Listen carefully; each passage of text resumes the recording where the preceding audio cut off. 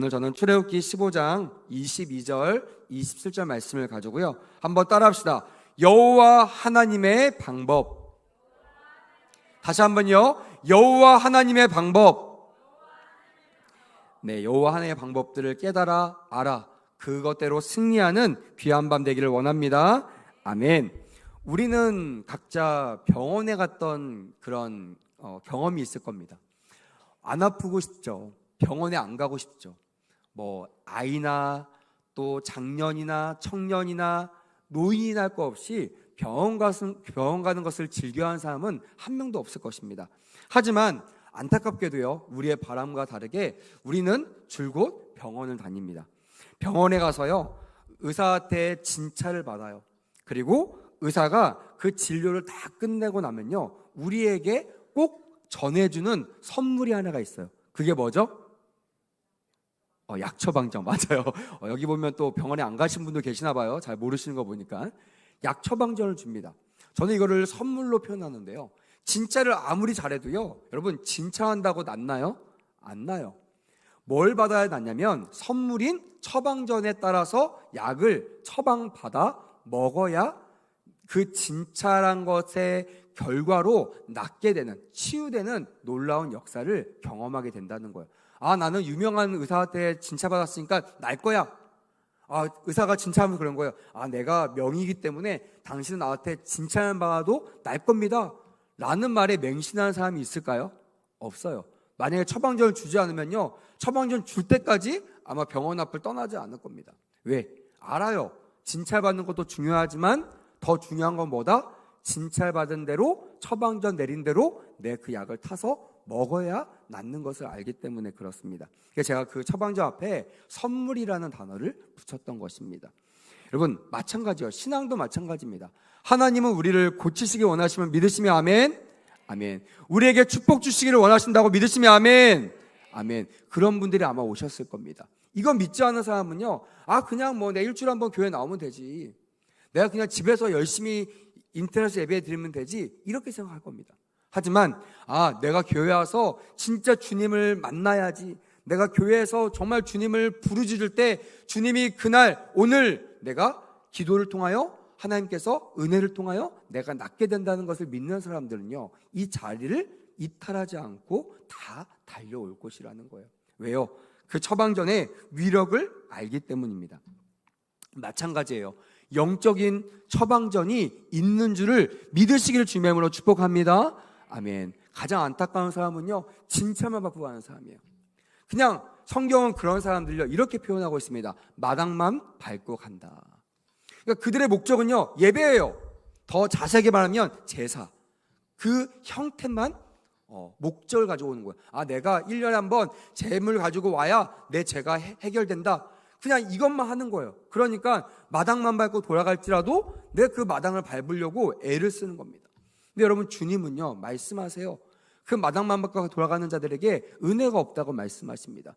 하나님을 찾는 자들에게 하나님을 만나는 축복이 있게 될 줄 믿습니다. 아멘. 그것이 바로 우리가 지금 사모하고 있는 그 예배의 본질이라는 거예요. 그래서 예배는요, 형태가 중요한 것이 아니에요.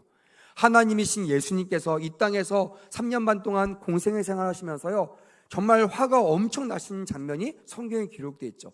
성전에 가서 성전을 다 뒤집어 엎으셨습니다. 성전이 뭐 하는 곳이에요? 만민이 기도하는 집이라고 주님께서 직접, 예수님께서 직접 말씀하셨음에도 불구하고 왜 만민이 기도하는 집을 완전히 다 엎으셨을까요? 왜 화를 내면서 그 모든 것들을 다 부정하시고 그 모든 것들을 다 저주하셨을까요? 그거는요, 그들의 형태가 없었기 때문이 아니에요. 재물이 없었기 때문이 아닙니다. 그들이 오지 않았기 때문이 아니에요. 지금처럼 온라인으로 예배드렸기 때문에 뒤집어 엎으신 것이 아닙니다.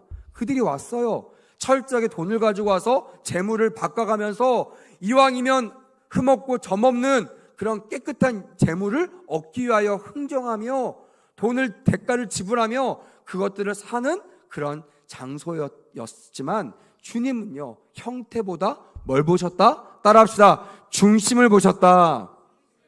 여러분, 마찬가지입니다. 지금 하나님이 우리를 보실 때요, 이하수 목사가 설교를 하느냐 안 하느냐 이거 중요하지 않아요. 과연 이하수 목사 설교할 때 나의 마음을 가지고 설교하느냐, 아니면 지가 잘난 줄 알고 설교하느냐, 이걸 보고요, 후자면 하나님이 떠나버리시는 거예요.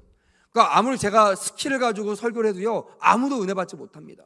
근데요, 아무리 어벙벙해도요, 아무리 말주변이 없어도요, 주님의 마음을 가지고 설교하면요, 그것에 하나님의 기름 부으심이 부어지는 줄 믿습니다. 아멘. 그래서 여러분들 마찬가지요, 설교하는 자도요, 영과 진리로 설교해야 돼요. 본질로 설교해야 돼요. 설교를 듣는 여러분들도요, 왔다 가는 것이 중요한 것이 아닙니다. 난 추석했어, 이게 중요한 것이 아니라 정말 주님이 오늘 나를 왜 부르셨는지를 말씀을 통하여 깨닫고 그 본체신 주님을 만나고 돌아가는 본질적인 예배에 승리하시기를 축복합니다. 아멘. 그렇게 되기를 정말 저는 원해요. 그래서 오늘 말씀을 들고 왔습니다. 성경에 보니까 하나님께서 병을 치료하시기를 원하신다는 거예요. 여호와 라파의 하나님, 나는 치유하는 하나님이다 라고 구약시대부터 끊임없이 하나님의 속성을 말씀해 주셨어요. 그래서 수많은 사건들을 통해서 하나님은 당신의 백성들이 병들어 죽는 것을 바라지 않으시고 하나님을 찾는 자들에게 구원이라는, 그것이 전인적인 치유, 영혼만 잘 되는 것이 아니라 육체도 회복되고요, 환경도 저주도 끊어지는, 할렐루야, 그런 전인적인 구원을 하나님께서 원하고 계시고 이루어 주신다는 것을 성경을 통해서 우리에게 말씀하신다는 거예요. 병을 고치시는 하나님께서 우리에게 이 처방전을 내리셨던 아주 잘 나타나 있는 장면이 오늘 우리가 읽었던 출애굽기 15장 말씀이었어요. 제가 그 말씀을 보면서 여러분들과 4가지 처방전에 대해서 좀 말씀을 나누려고 합니다. 첫 번째, 하나님께서 우리를 치유하시고 우리에게 역사하시는 첫 번째 방법, 처방전이 무엇인가? 우리 26절 말씀을 같이 한번 읽어보겠습니다. 26절 말씀 큰 소리로 합독할게요. 시작. 이르시되 너희가 너희 하나님 나 여호와의 말을 들어 순종하고, 이 첫 번째 처방전은요, 나 여호와의 말을 들어 순종하고 라는 것이에요. 믿으시면 아멘. 다시 말하면 여러분, 우리가 하나님의 방법대로 복을 받던지 치유를 얻던지 우리의 저주가 끊어지려면요, 반드시 우리가 뭘 해야 돼요? 하나의 말씀을 듣고 그 말씀대로 순종해야 되는 것이에요. 저는 우리 청년들과 1년 반 동안 지금 제자훈련을 이어나가고 있어요. 1년 반 동안 하면서요, 제가 어제도 핵심 요약을 이제 반절 6단어를 끝내면서, 얘들아 너희들 이거 2개를 꼭 해야 돼, 이거 안 하면 나와 했던 모든 제자훈련이 헛수고가 돼 하면서 2단어를 줬습니다. 한번 따라해 볼까요? 믿음과 순종. 믿음은 뭐예요? 우리가 보지 못하는 것들의 실체를 발견하는 거예요. 그래서 성경은요, 믿음은 바라는 것들의 실상이요, 보이지 않는 것들의 뭐라고? 증거라 라고 말하고 있는 거예요.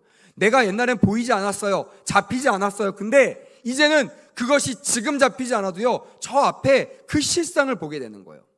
지금 내가 기도했을 때 당장 오늘 이 자리에서 내가 치유받지 못하고 해결받지 못할지라도 약속의 말씀이 실체가 돼서 저 안에 믿음으로 그 안에 작용하게 되는 거예요. 그래서 그 믿음 때문에 지금 내게 응답이 없어도 응답하신 주님을 찬양하고, 그리 아니하실지라도 그 주님께 기도하는 것, 구하는 것들을 멈추지 않을 줄 믿습니다. 아멘. 그런 사람들을 믿음 있는 사람이라고 말을 하고 있는 거예요.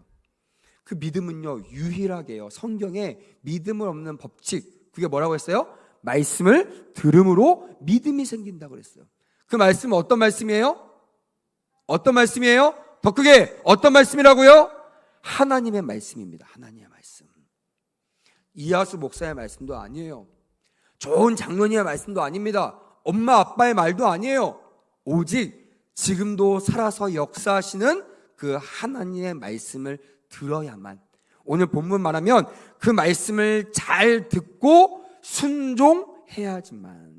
여러분, 말씀은요, 말씀을 듣는 것은요, 그냥 내 귀에 들려오는 것으로 끝나지 아니하고 이것이요, 따라해볼까요? 마음에 새겨져서 순종이라는 열매가 맺혀야 됩니다. 여러분, 내 안에, 내 귀에 들리는 대로 내가 시행하리라는 말씀이 있어요. 만약에 여러분들이, 제가 얘기하면, 여러분 배고프시죠? 나가실 때 저 뒤에 이수승리 목사님이 여러분들에게 빕스 쿠폰을 나눠줄 겁니다. 그거 가져가서 내일 가족들하고 외식하십시오 라고 얘기하고 제가 직접 여기 있는 사람들의 모든 빕스 쿠폰 10만 원짜리를 제가 챙겨서 드린다고 생각해 보세요. 제가 이렇게 얘기할 때 얼른 반신반의하겠죠. 목사님 무슨 돈이 있다고 딱 봐도 없게 보이는구만 이러면서 의심하는 사람들은요, 기도할 때 예배가 끝나기 전에 나갈까 안 나갈까요? 나가요. 근데요, 믿음이 좋은 사람이 있어요. 어떤 믿음? 이하수 목사에 대한 신뢰가 있는 사람이 있어요. 목사님은 돈은 없을지 모르겠지만 헛소리 하시는 분이 아니야, 뭔가 있겠지 라는 사람들은 어떻게 해요? 끝까지 목사님을 믿고 끝까지 기도하다가 축도 끝나고 나가는 거예요. 나가서 문을 딱 열었더니 누가 있어요? 이승희 목사 딱 있는데 그 앞에 뭐가 있어요? 손에 딱 봐도 VIP, 빕스, S까지 빕스라는 그 쿠폰이 딱 있는 걸 발견하는 거예요. 그걸 받아가면 어떻게 돼요? 내일 회식을 할 수 있는 거예요. 가족들하고. 그런 은혜가 빨리 있길 원합니다. 할렐루야. 아멘. 기도해 주세요. 저에게 복이 있어서 이런 일들이 예화가 아니라 실제가 되길 주의 이름으로 원합니다. 아멘. 이게 뭐냐면 믿는 사람과 믿지 않는 사람의 결과가 다르다는 거예요. 다 들어요. 듣긴 다 듣습니다. 하지만 듣고 믿는 사람은요, 지금 당장은 보이지 않지만 끝나고는 반드시 저 문 밖에 분명히 이승희 목사가 빕스 쿠폰을 갖고 있을 거라는 실상을 보게 된다는 거예요. 그 사람들은 그 실상을 따먹게 되는 것입니다. 믿으시면 아멘. 그것이 하나님 말씀하신 약속을 믿는 사람들 받는 축복이라는 거예요. 여러분, 믿음은 그런 것입니다. 그래서 믿는 것은요, 너무나 중요해요. 눈에 보이지 않는 하나님이 이제 믿어지는 거예요. 그 하나님의 말씀이 나에게 막 정말 믿어지고 깨달아지고 그것이 당장 이룰 것처럼 내가 여겨지는 그런 은혜가 있어야 될 줄 믿습니다. 아멘. 그런 사람들은요, 반드시 순종의 길을 걸어가는 거예요. 끝까지 기다리는 거예요. 문 열릴 때까지, 목사님이 안내할 때까지 기다리는 거예요. 왜요? 믿음이 있으니까. 왜 여러분들 같은 말을 들어도 어떤 사람은 기적이 일어나지만 어떤 사람은 기적이 안 일어날까요? 말의 문제가 아닙니다. 밭의 문제라고 제가 말씀을 드리죠. 마음밭의 문제예요. 성경엔 4가지 밭을 소개하고 있잖아요. 모든 사람이 똑같은 밭이 아니라는 거예요. 다 똑같은 은혜로운 씨앗이 쏟아져도요, 여러분들의 밭이 어떤 밭인가에 따라서 열매가 맺힐 수도 있고 그냥 땅바닥에 떨어져 밟힐 수도 있다라는 것입니다. 여러분, 오늘 여호와의 말을 듣고 순종하는 이 처방전을 따라 여러분 하나님의 방법대로 은혜가 임하기를 원합니다. 아멘. 그래서 사무엘상 15장 22절부터 23절까지 보니까요, 순종이 제사보다 낫다라고 말씀하고 있습니다. 혹시 자막 준비됐나요? 한번 좀 읽어볼까요? 시작. 사무엘이 이르되 여호와께서 번제와 다른 제사를 그의 목소리를 청종하는 것을 좋아하심 같이 좋아하시겠나이까? 순종이 제사보다 낫고 듣는 것이 순양의 기름보다 나으니 이는 거역하는 것은 점치는 죄와 같고 완고한 것은 사신 우상에게 절하는 죄와 같음이라. 왕이 여호와의 말씀을 버렸으므로 여호와께서도 왕을 버려 왕이 되지 못하게 하셨나이다 하니라고 되어 있는 거예요. 왕이 왕답게 되지 못한 이유가 뭐라고요? 하나님을 순종하지 않았다는 거예요. 그리고 하나님을 순종하지 아니한 완고한 마음을 뭐라고 표현하고 있냐면요, 사신 우상에게 절하는 죄와 같다라고 말씀하고 있어요. 여러분, 구약 신약 통틀어서요, 하나님 뭘 제일 싫어하시죠? 우상 숭배요. 왜요? 왜 그러겠어요? 알잖아요. 여러분, 만약 여러분들이, 죄송합니다, 여기에 집에 부부가 또한 부모가 있는데요, 여러분들 자식이 여러분들을 진짜로 얘기하지 않고 옆집 아줌마 아저씨를 진짜 나의 아버지 엄마로 여긴다고 생각해 보세요. 여러분, 어떤 마음이 들겠습니까? 가만 놔둘 부모 계시나요? 가만 안 놔둬요. 내쫓은 있어도 이 집에 정말 너의 부모가 누구인지를 말해주지 않겠냐는 거예요. 다른 거는 다 용서해도요, 하나님은 이건 절대 용서하지 못하겠다는 거예요. 나 외에 다른 신을 내게 두지 말지니라. 왜? 다른 건 다 포기할 수 있어도 내가 너의 하나님인 거, 너희가 나의 자녀인 거, 이거는 내가 절대로 양보하거나 포기할 수 없다라는 것이 성경 신구약을 간통하는 가장 중요한 메시지라는 거예요.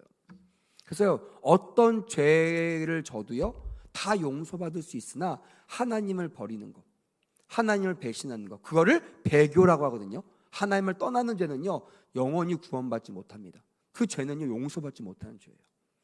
그래서 여러분, 순종이 제사보다 낫다는 이 말씀이 더 와닿으려면요, 불순종이 어떤 죄와 같다고요? 사신 우상에게 절하는 우상숭배의 죄와 동일하다고 주님께서 말씀하고 있어요. 그래서 주님이 세운 종 맞아요. 주님이 기름 부어 세우신 왕 맞아요. 하지만 우상숭배하는 죄를 지는 왕을요, 주님이 그 왕자에서 폐하시겠다고 말씀하시는 겁니다. 그래서 여러분, 우리가 여호와의 말을 듣고 순종하면 하나님께 복을 받은 그것만 보는 것이 아니라 이것도 생각하셔야 돼요. 내가 불순종하면 그게 어떤 죄와 같다고요? 용서하지 않는 우상숭배의 죄와 똑같이 여기시겠다는 이 경고의 메시지도 마음 안에 새기셔야 된다는 거예요.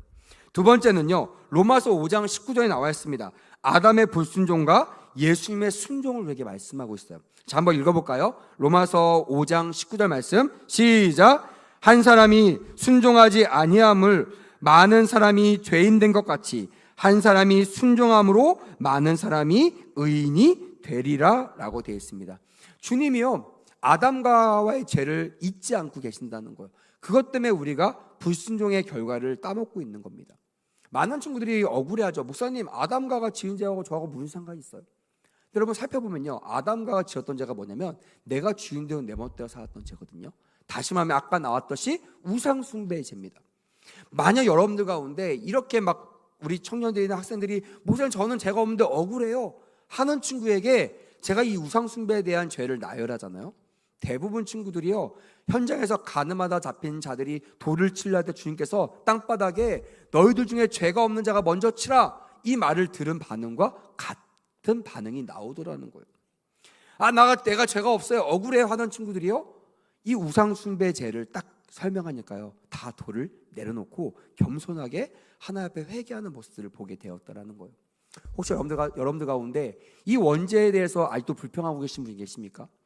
그렇다면 여러분들 한번 물어봅시다. 여러분들 아직까지 여러분들 안에 이 우상숭배의 죄가 말끔하게 해결되었으면 더 이상 여러분 원죄에 대해서 고민하지 않아도 됩니다.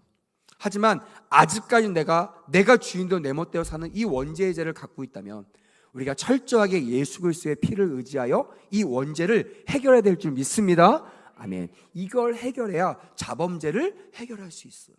원죄가 해결되지 않으면요, 아무리 내가 스스로 지은 죄, 알고 지은 죄, 모르고 지은 이 자범죄를 아무리 회개해도요, 이 원죄가 해결되지 않으면요, 우리의 삭슨, 우리의 결과는요, 죽음밖에 없다라는 거예요.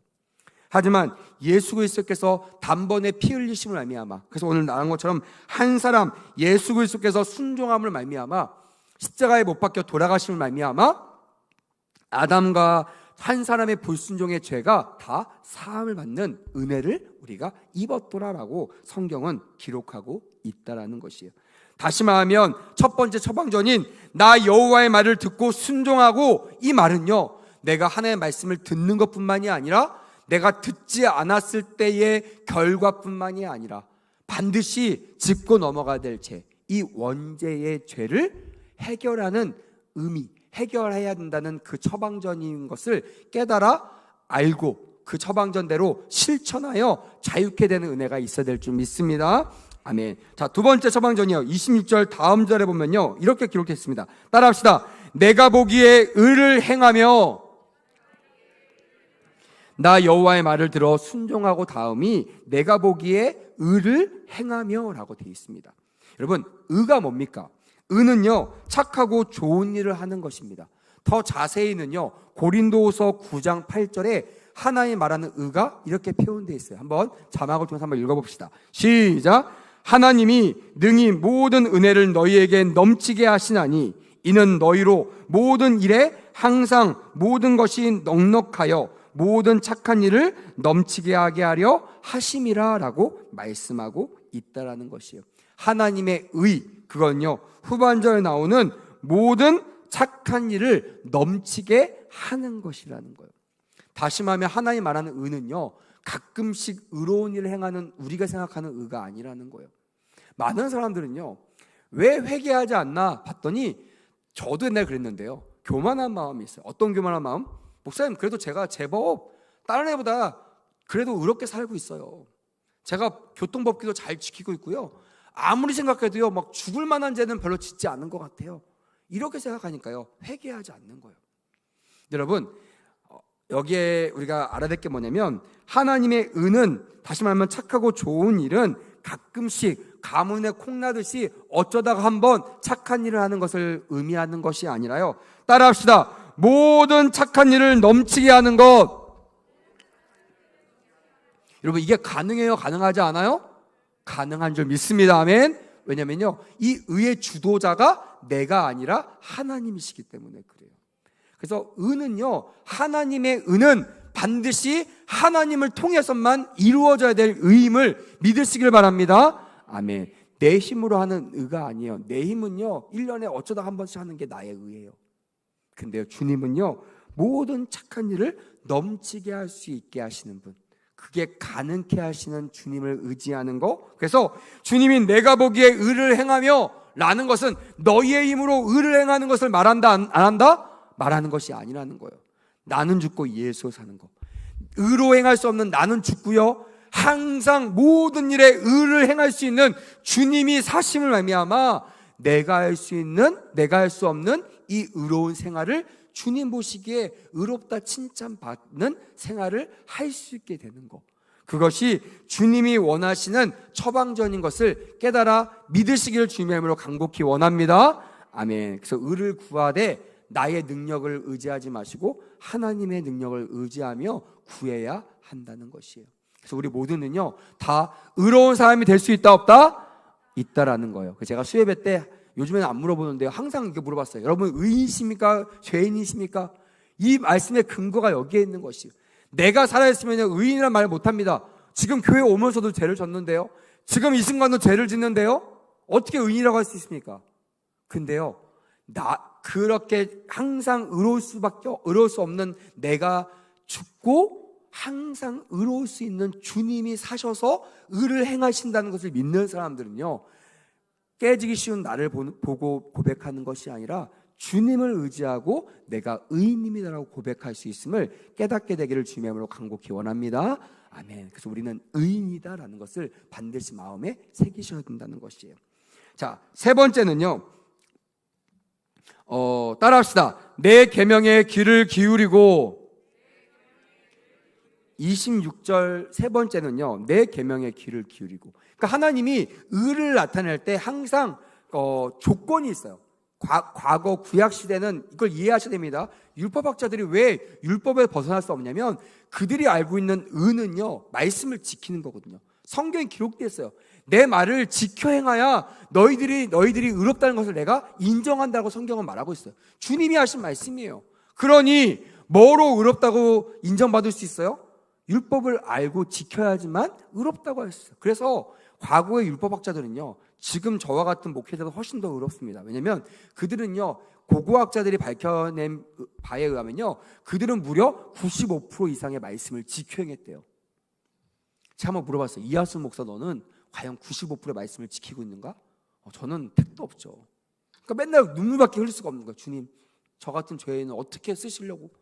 저 같은 죄인은 오늘도 올라오면서 짧은 시간에 제가 하나님 앞에 하나님, 저는 올라가면 망합니다. 오늘 같은 날은. 근데 하나님께서 사셔야 오늘 말씀의 은혜가 될 줄 믿습니다 하고 제가 주님을 의지하고 이 자리에 올라온 줄 믿습니다. 아멘. 그게 우리의 한계라는 거예요. 그래서 그들의 단점, 예수님께서 그들에게 책망하셨던 이유가 뭐냐면, 그들이 율법을 모르고 행하지 않았기 때문이 아니에요. 그들은 율법만 행했기 때문에 그렇습니다. 주님은요, 율법의 완성인 예수 그리스도의 의, 다시 말하면 우리의 힘으로 글자, 텍스트를 의지한 하나님의 의를 따라가는 것이 아니라 그 말씀을 행하시고 그 말씀을 성취하신 하나님, 그 예수 그리스도가 해석해주는 진짜 복음을 통하여 말씀을 깨달아 행하는 그 의를 주님께서 이루게 하시기 위하여 이 땅에 오셨다는 것을 그들은 믿지 않았기 때문에 그렇다는 거예요. 혹시 우리 가운데도 그런 사람이 있습니까? 내가 예수를 믿는다고 하지만 내가 정말 살아계신 하나님을 의지하지 않아요. 주의 음성을 듣지 않고 텍스트만 보는 거예요. 달달달 외우는 거예요. 말씀 암송만 하는 거예요. 말씀은 기가 막히게 알아요. 근데요, 항상 말씀 가지고 싸워. 누구랑 싸워요? 성령님과 싸우는 거예요. 성령님께서 말씀하시면 그 음성에 순종하고 나가야 되는데 항상 내가 아는 진리, 내가 아는 말씀과 성령님과 막 싸우는 거예요. 맞짱 뜨는 거예요. 이렇게 목사님이 이렇게 말씀하셨는데 이거 진짜 아니에요? 이러면서 하나님과 싸우는 그런 말도 안 되는 상황이 그 예수님 시대에 일어나게 되었던, 그것 때문에 책망받은 거예요. 근데 여러분, 진짜 주님께서 우리에게 말씀하시면서 텍스트적으로 우리에게 정립하신 것은요, 사실 모세의 율법이 맞습니다. 10계명, 대표적으로 10계명. 근데 그 10계명이요, 텍스트적으로 나 외에 다른 신을 두지 말라, 막 이런 텍스트가 중요한 것이 아니라 그 두 돌판을 두 가지 메시지로 주님께서 재해석하잖아요. 그래서 그걸 일컬어 따라합시다. 새 계명을 너에게 주노니. 이게 중요한 거예요. 그 계명을 무시하는 게 아니에요. 그 계명이 뭐 필요 없다는 것이 아닙니다. 그 계명이 진짜 무슨 뜻인지를 주님께서, 살아계신 하나님께서 해석해 주셨는데 그 앞에서 육두문자 쓰고 있는 거예요. 하나님 앞에서 하나님의 말씀을 하나님 앞에 가리키고 있는 거예요. 누가? 율법학자들이. 그러니까 하나님께서 화가 나신 거예요. 예수께서 독세하시더라 얘기할 수밖에 없는 겁니다. 근데 지금 이 시대 그리스도인들도요, 그런 모습에 있는 사람들이 간혹 있다라는 거예요. 성령님과 대적합니다. 하나님과 싸워요. 전통 가지고, 말씀 가지고, 이거 막 기가 막히게 말씀적으로 해석해가지고 그거랑 막 싸웁니다. 아니 여러분, 지금도 주님은요, 영으로서, 성령으로서 말씀이 깨달아지고 믿어지게 하신 줄 믿습니다. 아멘. 그래서 내가 배웠던 지식을 내려놓으세요. 지금 나에게 주시는 레마의 말씀에 귀를 기울이는 우리 모두가 되기를 원합니다. 아멘. 그 말씀의 해석과 그 말씀의 뜻을 집중하기보다는 그 말씀을 나에게 왜 주셨는지 그 주님의 그 살아계신 의도를 깨닫는 것이요, 진짜 새 계명의 귀를 기울이는 것임을 깨달아 알아야 한다는 것입니다. 자, 마지막입니다. 네 번째로 따라합시다. 내 모든 규례를 지키면. 주님께서 이 세 가지를 하시면서 이 세 가지를 지킨 것도 좋지만 뭘 지키라? 모든 규례를 지키면 이라고 되어 있어요. 그래서 주님께서 이렇게 말씀하실 때 율법학자들과 많은 사람들이 물어보지 않았겠습니까? 이렇게 수많은 율법이 있는데 그 중에서 가장 큰 율법이 뭡니까?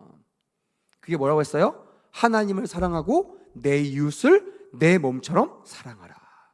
그것이 내가 온 목적이고 내가 너희에게 분부할 가장 큰 강령이니라. 가장 큰 계명이니라. 다른 거 다 잊어버려도 이 두 가지는 반드시 기억하고 순종해야 된다고 말씀하셨다라는 거예요. 우리는 그것을 지키기 위하여 네 가지를 핵심적으로 기억해야 됩니다. 저는 이 마지막에 저는 제가 깨달은 메시지를 여러분들에게 마지막 전하고 오늘 말씀을 마무리하겠습니다. 첫 번째는요, 따라합시다. 침례. 다시 말하면 세례, 침례라는 거예요. 성례를 말하고 있습니다. 거룩한 예식. 골로새서 2장 12절에 보면요, 이렇게 기록되어 있습니다. 너희가 세례로 그리스도와 함께 장사되고 또 죽은 자들 가운데서 그를 일으키신 하나님의 역사를 믿음으로 말미암아 그 안에서 함께 일으키심을 받았느니라 라고 말씀하고 있습니다. 그래서 우리는 모든 교회들은요, 이 세례와 침례를 지킵니다. 뭐 약식세를 하든지 아니면 물세를 하든지 그거 중요하지 않아요. 중요한 것은요, 세례를 하든 침례를 하든 가장 중요한 목적, 내가 죽고 사는 것을 하나님께 고백하고 모든 우리 교인들에게 시인하는 그 성례가 중요하다는 것이에요. 믿으시면 아멘. 그래서요, 모든 성도들은요, 거룩한 사람들은요, 이 성례에 참여해야 될 줄 믿습니다. 아멘. 내가 예수 그리스도와 함께 장사되고 그리스도와 함께 새 사람이 되었다는 것을 인정하고 고백하는 것이 중요하다. 두 번째는요, 성찬입니다. 마태복음 26장 26절부터 28절 보니까요, 그들이 먹을 때 예수께서 떡을 가지사 축복하시고 떼어 제자들에게 주시며 이르시되 받아서 먹으라, 이것은 내 몸이라 하시고 또 잔을 가지사 감사기도 하시고 그들에게 주시며 이르시되 너희가 다 이것을 마시라, 이것은 죄 사함을 얻게 하려고 많은 사람을 위하여 흘리는 바 나의 피 곧 언약의 피니라라고, 이 피가 어떤 의미인지, 너희들이 이 피를 받아 먹어야 되는지를 주님께서 직접 설명할 장면이 마태복음에 기록되어 있다라는 거예요. 그래서요, 모든 하나님의 교회들은요, 이 세상의 모든 존재하는 교회들은요, 반드시 성찬을 해야 될 줄 믿습니다. 아멘. 성찬의 횟수는 중요하지 않은 것 같아요. 과거에 제가 섬겼던 교회는 매주마다 하는 경우도 있고요. 또 어떤 데는 한 달에 한 번 하는 경우도 있고요. 어떤 데는 1년에 한 번 하는 경우도 있습니다.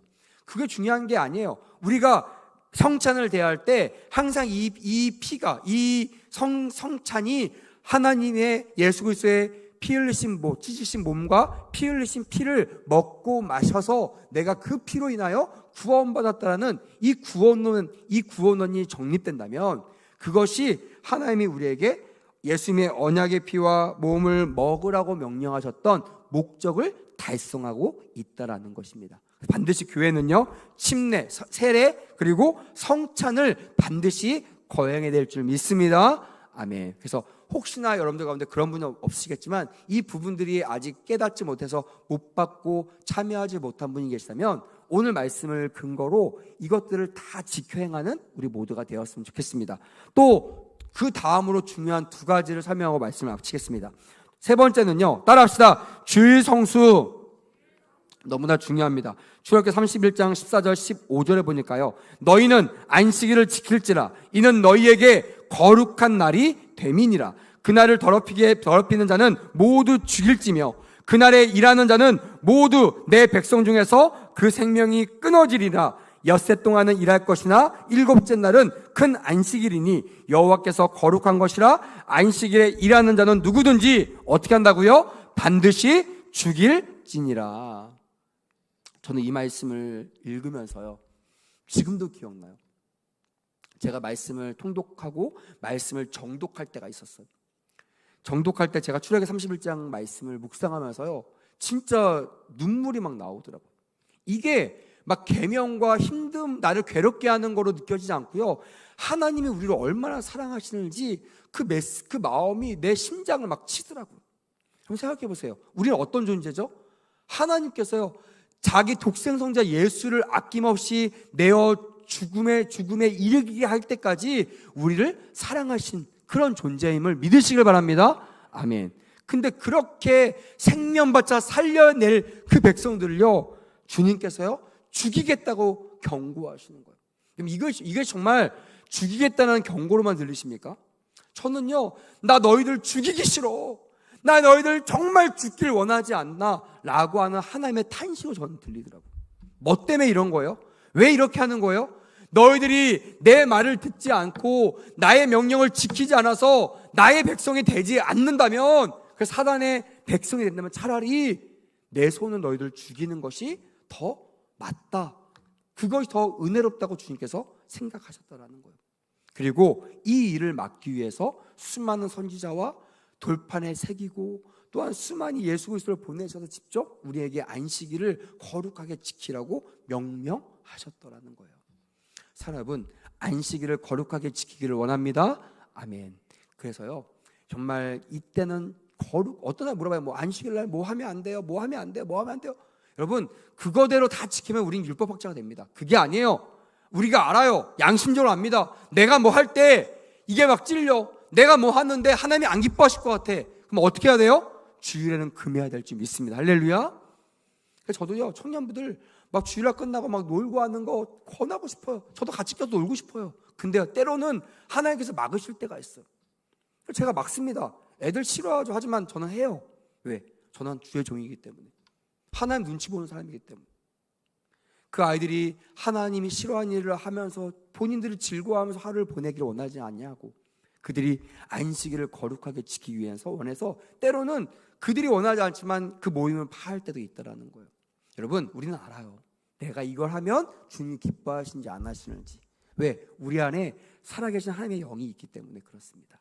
그래서 물어볼 거 없어요. 왜 물어봐요? 막 자주 물어봅니다. 목사님, 11조 꼭 해야 되나요? 주일성수 꼭 해야 되나요? 이거 왜 물어볼까요? 꼭 하려고 물어보나요? 안 하기 위해서 물어보는 거예요. 안 할 방법을 찾기 위해서 물어보는 거예요. 제가 그래요. 묻지 마. 내 대답은 똑같아. 무조건 해야 돼. 죽는 한이 있어도 주일성수 해야 돼. 제가 우리 청년들한테 남자친구 여자친구 고를 때 두 가지 꼭 확인하라고 합니다. 저 친구가 교회 다니는 거 이거 확인하지 마. 그건 당연한 거야. 교회 안 다니면 눈도 돌아보지 말고 뒤 돌아가.